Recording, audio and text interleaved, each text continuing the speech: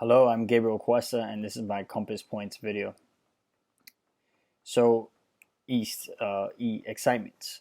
So, as a father to a 7-month-old, a lot of the knowledge that I've been gaining about ways to get a head start on my daughter's education, um, communicating with her as much as possible, whether it be through reading or speaking.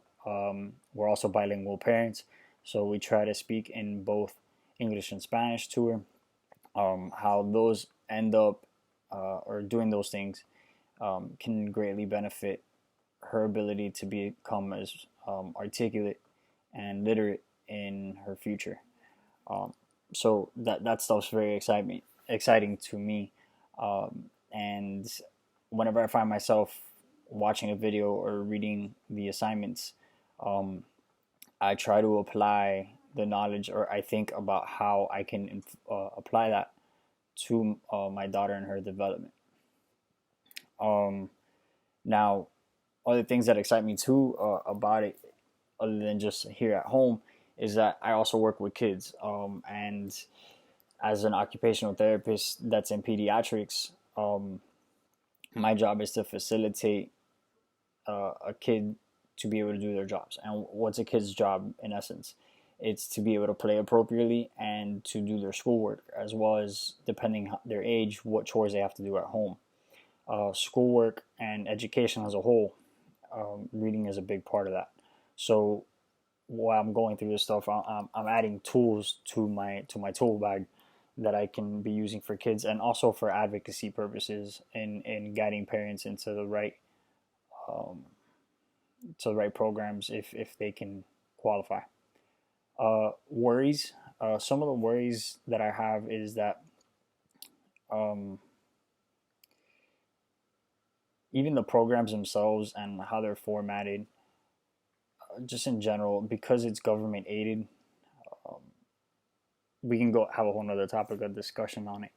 But not everything that's government aided works in the way that it's supposed to. And I mean, I guess we can probably apply that to private institutions as well.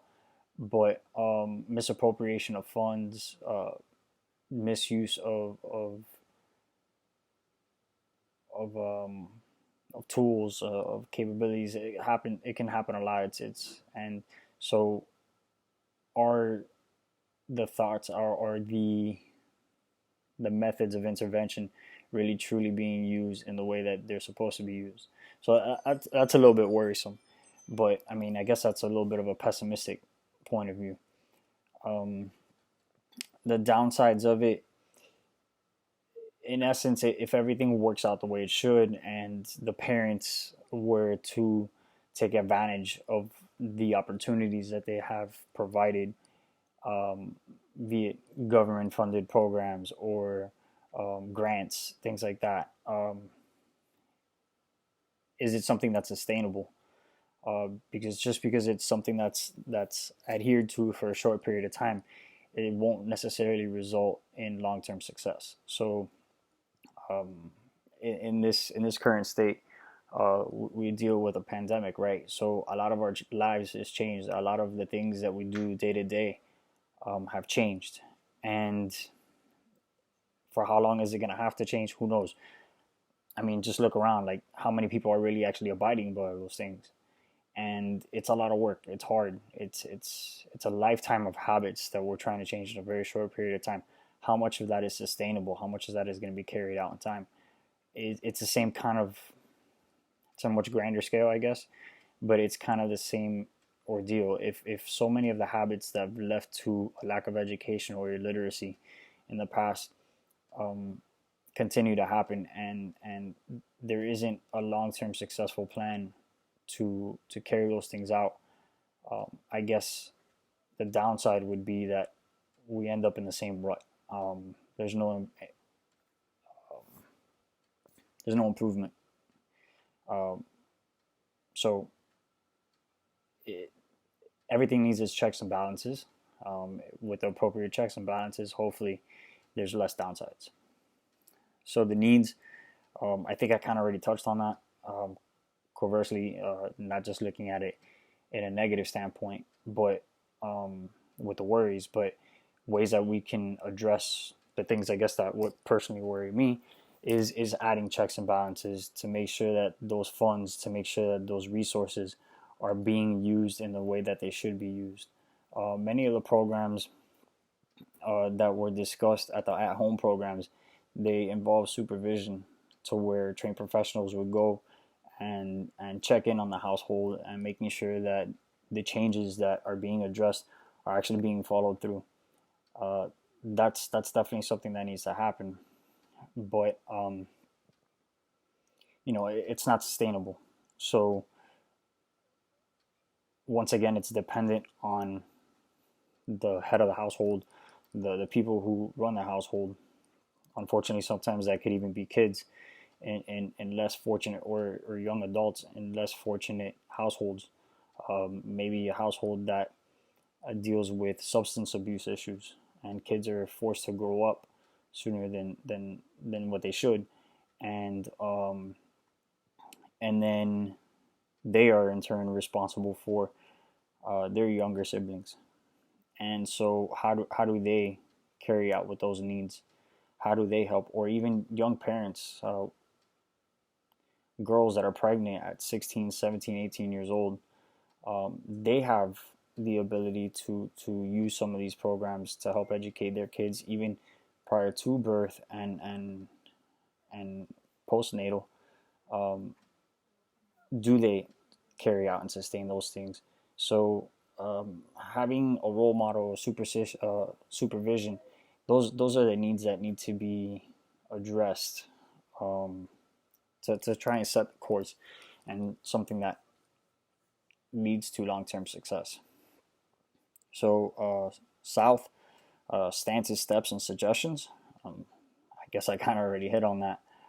Um, but yeah, I mean, not for as much regulation as possible, because you want people to come to these programs and be open minded and to learn, and not only to look at it as something that benefits their child, but something that benefits them as well, becoming better parents, to create a better environment for learning and reflection for the kids. So these the stance, I guess, would be to promote, inform as many people as possible. So a lot of these people that are using these programs, are using these strategies, have been informed. Uh, I mean, we're talking about poverty-stricken households. We're talking about less fortunate households, and a lot of times the parents themselves may have come across their own obstacles, and they just kind of come back to bite them again and again. Maybe their parents were incarcerated. Maybe they just grew up in a bad neighborhood. Their role models weren't their parents. Maybe there were people who weren't in the right path, less educated. So because of that, it expands to the community. It expands so much, but giving people the outlet, giving people the knowledge, promoting these things. Maybe some of these programs, they're not very well funded, or not funded.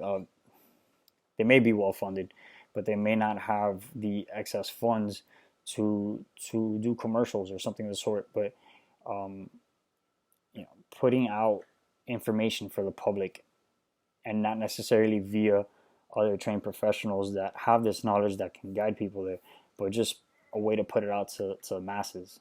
Um, Public schools may assist with that. Counselors, I'm sure, help with that.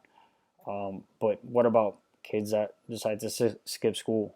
Um, maybe they have other adults in the household that might, I don't know, come across their cartoons while they're watching. Commercial pops on and it's talking about reading programs, and then they say, "Hey, look, my little brother, my little sister, my cousin, my son, my daughter might be able to benefit from this, or this looks fun." Even if it's a short period of time to give the parent a break if it results in the child becoming more educated in the process. Seems like a really good idea. So, I guess when it comes down to habits of mine, I kind of always find myself reflecting on persistence. Um, in order for any of this stuff to work, like, you got to be steadfast in your approach. You got to always have a goal oriented mind, and how it is that we can benefit other people and assist them in accomplishing their goals is really what we're here for. Our role as educators, as therapists. So being persistent, being empathetic, understanding that not everybody was given the same opportunities, and and and it's not just like looking at the surface like, well, I did this for myself. I was able to accomplish this. Nobody helped me. Well, sometimes people just don't have those resources to be able to do that for themselves, or the know-how to attain those resources. So, being empathetic, thinking about the other person's point of view and how that might work out, what the consequences are, that's something that's going to greatly benefit others. And so I hope I hit everything.